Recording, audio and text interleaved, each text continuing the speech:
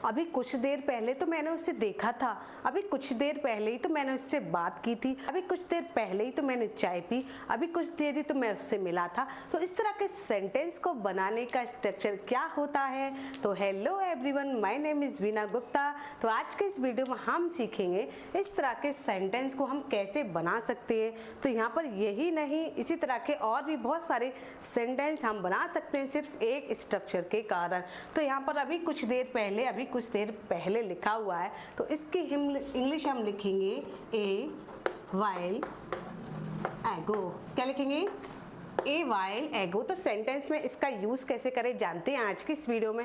तो पहला सेंटेंस है कुछ देर पहले मैंने उसे देखा। तो इसकी इंग्लिश हम बनाएंगे मैंने, यानी मैंने उसे देखा। तो सबसे पहले पीछे वाला जो सेंटेंस है उसकी हम इंग्लिश लिखेंगे। तो मैंने की हो गई आई, और क्योंकि ये पास्ट का टेंस यानी देखा, पहले कुछ ही देर पहले देख लिया, तो ये पास्ट की बात हो गई। तो यहाँ पर हमने उसे देखा की स्पेलिंग हम सी नहीं लिखेंगे, हम लिखेंगे शॉ।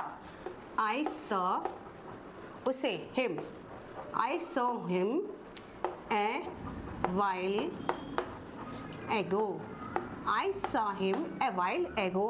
कुछ देर पहले मैंने उससे देखा। नेक्स्ट सेंटेंस है कुछ देर पहले मैंने उससे बात की। तो सबसे पहले हम किसकी इंग्लिश लिखेंगे? मैंने उससे बात की। तो आई, इसके साथ हम लिखेंगे टॉक की सेकेंड फॉर्म क्या हो गई? Talk.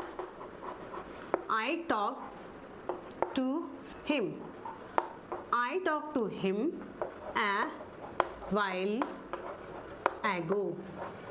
I talk to him a while ago. कुछ देर पहले ही मैंने उससे बात की। नेक्स्ट सेंटेंस है कुछ देर पहले मैं उससे मिला।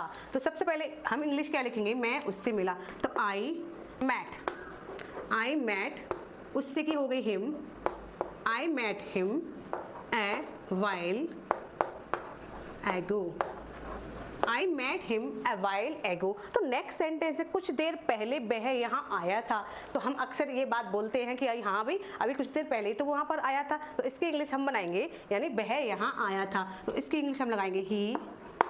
आने की हो गई कम, लेकिन सेकेंड फॉर्म इसकी क्या हो गई? Came. He came here a while ago.